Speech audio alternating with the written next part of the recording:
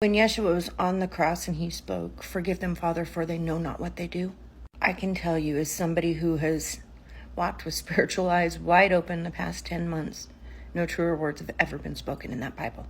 But before I begin to explain what it was that Yeshua really meant, I need you to understand the reality of our world.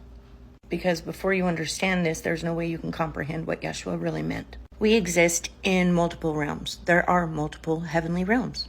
This is something I'm going to get more into detail so you can understand it a little bit better. But for right now, I just need you to understand this. You, as a human, will bounce in and out of these realms throughout the day. But at the same time, as a human, living your own experience, you can be in one realm, in a room full of 5 people, and all 5 of you could be experiencing entirely different things because each of you could be living in a different realm, all within the same room, experiencing different experiences, hearing different words, feeling different feelings, and ultimately having completely different memories of the whole entire event. This is truth. And this explains the Mandela effect. The good majority, from what I have seen, sadly, tend to live in the lower realms throughout their day. And as somebody who can see with spiritual eyes, for the past 10 months, one of the hardest truths, but the most important truths that I have seen myself, is just how important it is for Satan to have so many people in those lower realms. This is why this world is built on divide, anger, left versus right, constant bickering, the divide between race, politics, you name it. This world is built on constant divide. I mean, just look at this app alone. The reason this world is built on this divide is with that comes all those yucky feelings. Feelings of anger, hatred, resentment, frustration, unforgiveness, and sin. All of the things that keep you in those lower realms. In fact, you would be hard-pressed to find somebody who lives every single moment of their day in a higher realm, because unfortunately in this world we are human, and this world, like I said, was built to drag you down to the lower realms, and if possible, keep you there as long as they can, because that's where your demons hide. It's where your demons hide. Demons exist in the lowest realm, and no matter how much they want to, no matter how much they'll try, they cannot go any further. They're stuck there, and since they can't come to you, they do everything in their power to bring you to them.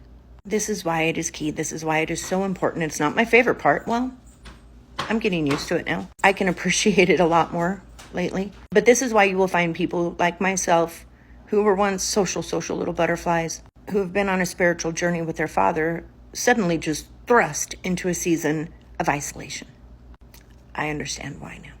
You see, once somebody is in that lower realm, that's when the demons have access to them. That's when they start whispering in those people's ear.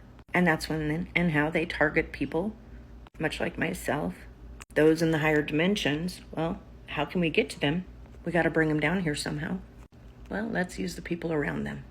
I cannot count, and this was tough in the beginning, but I cannot count in November alone how many times I would watch a demon walk on up to Uncle Mike, looking at me with a smile. My camera roll was filling up, but 3:33 confirmation. But as it would smirk at me and chuckle, I would watch it whisper something into my husband's ear. And I would literally sit there, and in my head I'd hear 3, 2, 1. Mike's eyes would light up, and here it'd come. Words that my husband would normally never say to me, and I could tell words that were never really ever his. He was being used by demons. And every time I would tell him, "Mike, where did that come from? Why did you say that? Is there something that you've been thinking about a long time? Why did those words come out of your mouth?" And every time he'd be like, "You know what? I have no idea." I'd say, "Well, I do." This is why I tell you, watch your words. Your words have power. In your tongue, you have the power of life and death. Because when you are in a lower realm, when you are existing in a place of constant hate, anger, envy, whatever, well, that's when those demons can whisper in your ears, and Christians are not off limits. In fact, from what I've seen, Christians are some of their favorite people to use. I can walk into a room and tell you who's existing in the lower realms. It really is Satan's only tool. But once you take that tool away from him, he's powerless. How do you take that tool away from him? Oh, that's easy. This is exactly why Yeshua taught us, love everyone the way that I love you. You have to learn to let it roll off your shoulders. Do not react. Become so self-aware and so self-disciplined that you take that power away. Because if you react with anger, rage, resentment, well, what have you done? You've given the enemy everything that he wanted. Sometimes you'll have to cut certain people out of your life. You will. This is why in the Bible it says that mothers and fathers and brothers and children will betray you. This is why. And I'm pretty sure this is why people like spies don't have children or spouses, because, well, they become collateral damage. They make the spy vulnerable, because if you can get to them, you can get any truth out of that spy. And this is why the season of isolation is so vital. I don't like going into public places too much anymore, because I can literally see the swirling demons whispering in different humans' ears, and I can see these people reacting and doing what the demons want to other people, and it is hard to watch play out. You just want to scream at the top of your lungs, that isn't them saying that. Don't react. But this is exactly why Yeshua said, forgive them, Father, for they know not what they do.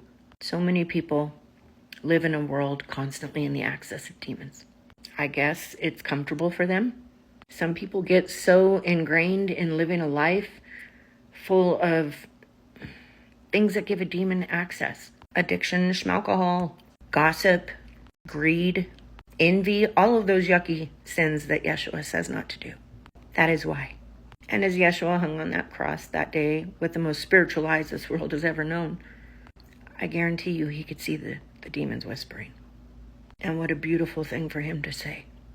Forgive them, Father, for they know not what they do. But what an even more beautiful example of somebody not reacting, at least not the way the demons had hoped he would. No.